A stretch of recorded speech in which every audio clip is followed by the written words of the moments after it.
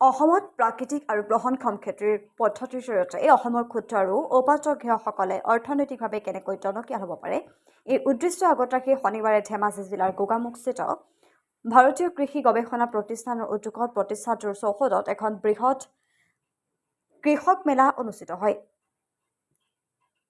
কৃষি মেলাখনি পুৱা 9 বজাত মুকলি কৰে অসম চৰকাৰৰ মন্ত্ৰী ৰনোজ পেগুৱে। উল্লেখ্য যে এই কৃষি মেলাত অসমৰ উপৰি অৰুণাচল প্ৰদেশ পশ্চিমবংগ সহ মুঠ 1500 কৃষকে অংশগ্ৰহণ কৰে। কৃষকসকলে উৎপাদিত বিভিন্ন খাদ্য সম্ভাৰ লৈ মুঠ 32টা কৃষকৰ প্ৰদৰ্শনী আৰু বিক্ৰী কেন্দ্ৰৰ ব্যৱস্থা কৰে। প্ৰতিষ্ঠানটোৰ জ্যেষ্ঠ বিজ্ঞানী ডক্টৰ অৰ্পণ ভৌমিক, জ্যেষ্ঠ বিজ্ঞানী ৰাহুল সিং, নৰ্থ ইষ্ট ভাৰতীয় কিষাণ সংঘৰ কৃষ্ণকান্ত বৰা আদি ভালেসংখ্যক জ্যেষ্ঠ আৰু কনিষ্ঠ কৃষি বিজ্ঞানী, শিক্ষাৰ্থী, সমাজসেৱক আৰু গণ্যমান্য লোক উপস্থিত থাকে। কিছু ইয়াত আমি আইআৰআই আসামৰ পৰা ফাৰ্ষ্ট টাইম এইটো আমি ইয়াত ইমান ডাঙৰ কৃষি মেলা আমি ইয়াত আয়োজন কৰিলোঁ। ইয়াত 32টা ষ্টল আমাৰ আছে। আমাৰ আইআৰআই আসামৰ নিজৰ ষ্টল আছে। তাত আমি আধুনিক যন্ত্ৰ আৰু ড্ৰোন এনেকৈ ডিছপ্লে কৰিছোঁ। আমাৰ ষ্টুডেণ্ট যেনেকৈ আছে তেওঁ স্কিল অৰিয়েণ্টেডৰ বাবে কি বনাই আছে বেলেগ বেলেগ বস্তু তেওঁ ডিছপ্লে কৰিছে। আমাৰ বেলেগ বেলেগ ষ্টল আহিছে। আমাৰ অৰুণাচলৰ পৰাও মানুহ আহিছে, ৱেষ্ট বেংগলৰ পৰাও ষ্টল আহিছে, মিলেটৰ ষ্টল আহিছে। মিলেটৰ যোনে ৱেষ্ট বেংগলৰ ফাৰ্মাৰটো আহিছে তেওঁ G20 ৰিপ্ৰেজেণ্ট কৰিব কৰিছে ৱেষ্ট বেংগলৰ পৰা। তো তেওঁ মিলেটৰ বেলেগ বেলেগ বস্তু আনিছে আৰু আমাৰ নাৰ্চাৰী আছে, ইয়াত আমাৰ বীজ ভাণ্ডাৰ আছে। আমি ফাৰ্মাৰ, চাইণ্টিষ্ট, বেংক আৰু সকলোৰ এটা মিলন ইয়াত কৰিছোঁ কি কেনেকৈ আমি নলেজটো শ্বেয়াৰিং কৰিব পাৰিম। তো এইটোৰ বিষয়ে আজি মেইন কৃষি মেলাটো আছে। নেচাৰেল ফাৰ্মিং যিটো প্ৰাকৃতিক খেতি হয় সেইটো আমাৰ মেইন ইয়াত আজি থিমটো আছে।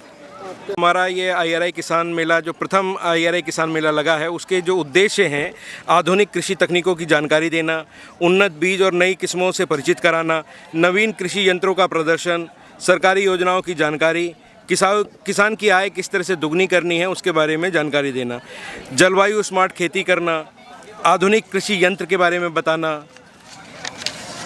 तथा डिजिटल खेती, एकीकृत जैसे इंटीग्रेटेड फार्मिंग सिस्टम के बारे में, जैविक खेती और प्राकृतिक खेती के बारे में बताना।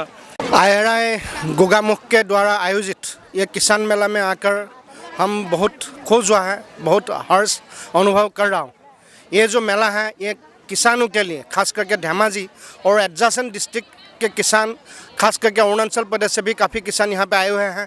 ये सबके लिए आने वाला समय में एक मील का पत्थर साबित होगा ऐसा हम सोचते हैं। ये इसीलिए ऐसा सोचते हैं अभी आज का जो ज़माना है प्राकृतिक कृषि और समन्वित कृषि के माध्यम से किसान को स्वावलंबी और सक्षम किसान बनाया जा सकता है। किसान कैसे बीज का मालिक हो, किसान कैसे पानी का उपलब्ध अपना खेत पे करवा सके, इस हिसाब से आज का समय में प्राकृतिक कृषि का एक बहुत बड़ा महत्व रखता है।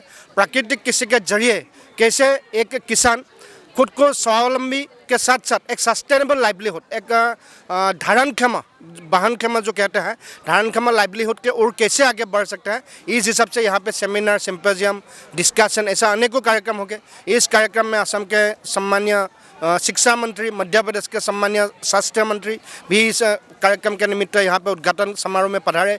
और यहाँ किसी भी तरीके के खाद को अगर छिड़कना है, कम पानी में छिड़कना है ज़्यादा एरिया में, तो इसमें ड्रोन का उपयोग बहुत ज़्यादा हो जाता है, क्योंकि 10 लीटर पानी में आप 1 एकड़ तक फसल में दे सकते हैं। तो कम समय में और कम पानी में ज़्यादा एरिया कवर करने के लिए अभी ड्रोन की उपयोगिता खेती में बढ़ रही है और किसान भाई अगर इसका इस्तेमाल करेंगे तो उन्हें अवश्य फ़ायदा मिलेगा। এটা ফাৰ্মাৰ পৰিচয় কোম্পানী আমি খুলিছিলোঁ।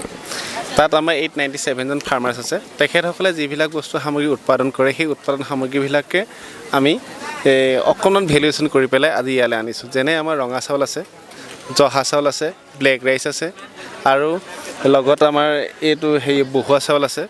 তেনেকৈ প্ৰডাক্টখিনি লৈ আহিছিলোঁ। হয়, ভালেই লাগিছে। প্ৰথমবাৰ কাৰণে অনুষ্ঠিত কৰিছে, তেখেতসকলক মাতিলে আমাৰ তাৰপৰা দূৰ হৈ যদি আহি যথেষ্ট আপ্লুত হৈছোঁ, ভাল লাগিছে। তথাপিও যিমান আশা কৰিছিলোঁ বিক্ৰী পাতা হ'ব বুলি তাত থাকি 2 এটা বেছিহে বিক্ৰী কৰা দেখিছোঁ।